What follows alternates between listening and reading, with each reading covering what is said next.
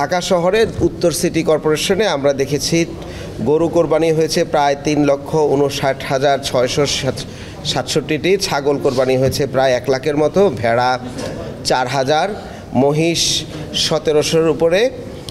উট কোরবানি হয় নাই একটাও আমাদের এই অঞ্চলে, এবং অন্যান্য কোরবানি হয়েছে 44। সর্বমোট 4,66,080টি পশু কোরবানি এখন পর্যন্ত ঢাকা উত্তর সিটি কর্পোরেশনে হয়েছে। আমরা প্রথম দিনের আগে আমরা এস্টিমেট করেছিলাম এবার প্রায় 20,000 টন ময়লা প্রডিউস করা হবে। তাই আজকে 2টা পর্যন্ত যদি আমরা আমাদের হিসাব ধরি, 2টা পর্যন্ত আমরা 20,889 টন বর্জ্য উৎপাদিত হয়েছে, যেটা আমরা কালেক্ট করতে পেরেছি এবং ল্যান্ডফিলে আমরা ডাম্প করতে পেরেছি। ওয়ালটন টেলিভিশন মাত্র 25,490 টাকায় পাচ্ছেন গুগল টিভি। তো সুতরাং সেদিক থেকে আমরা যা এস্টিমেট করেছিলাম, এস্টিমেশনের ম্যাচ করেছে কিংবা মিট করেছে আর কি, সেদিকে আমরা সামান্য কিছু আর হয়তো বা আরেকটু অ্যাডিশনালি হয়েছে। আর বর্জ্য ব্যবস্থাপনা এবং বর্জ্য কালেকশনের ব্যাপারে আমরা প্রথম দিন রাত্র 8টা পর্যন্ত 85% বর্জ্য আমরা কালেক্ট করতে পেরেছিলাম। তারপরে যেহেতু কোরবানিটি রাতের বেলাও হয়েছে, সেখানে আমরা রাতের ময়লাগুলো বাসাবাড়ি থেকে আমাদের পরিচ্ছন্নতা কর্মীরা জোগাড় করে সকাল পর্যন্ত রাস্তাতে জড়ো করেছেন। সকালে আবার আমাদের যারা ল্যান্ডফিলে এই ময়লাগুলো নিয়ে যাবেন, তারা দ্বিতীয় দিনে এই ল্যান্ডফিলের ময়লাগুলো আবার সকাল থেকে শুরু করেছেন।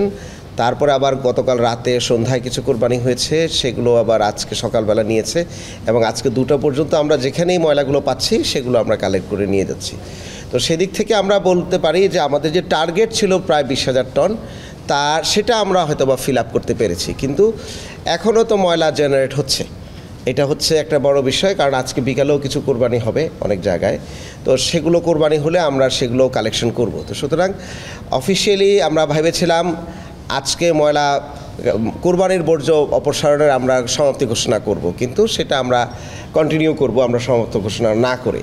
কারণ হচ্ছে যে আমরা জনগণের সাথেও কথা বলে দেখেছি যে আপনারা এই যে পার্টিগুলোর মধ্যে মাংস বানানো হয়, সেগুলোও অনেকে কিন্তু রেখে দেন, 1 দিন 2 দিন পরেও সেগুলো ডাস্টবিনের মধ্যে কিন্তু পৌঁছান। তো সেক্ষেত্রে আমরা আগামীকালকে এবং পরশুদিনও এই ধরনের কোরবানির বর্জ্য কিন্তু আমরা আমাদের এসটিএসগুলোতে কিংবা বাড়ির সামনে কিন্তু আমরা পাবো বলে আশা করছি। তো সেক্ষেত্রে আমাদের এই পরিচ্ছন্ন অভিযান চলমান থাকবে, বাট আমরা যেটা টার্গেট করেছিলাম যে কী পরিমাণ বর্জ্য উৎপাদিত হবে, সেটা আসলে উৎপাদিত হয়েছে। এই দিক থেকে আমরা বলতে পারি যে আমাদের বর্জ্য ব্যবস্থাপনার যে এস্টিমেশন, এটা মোর সায়েন্টিফিক এবং মোর বাস্তব ওরিয়েন্টেড ছিল আর কি।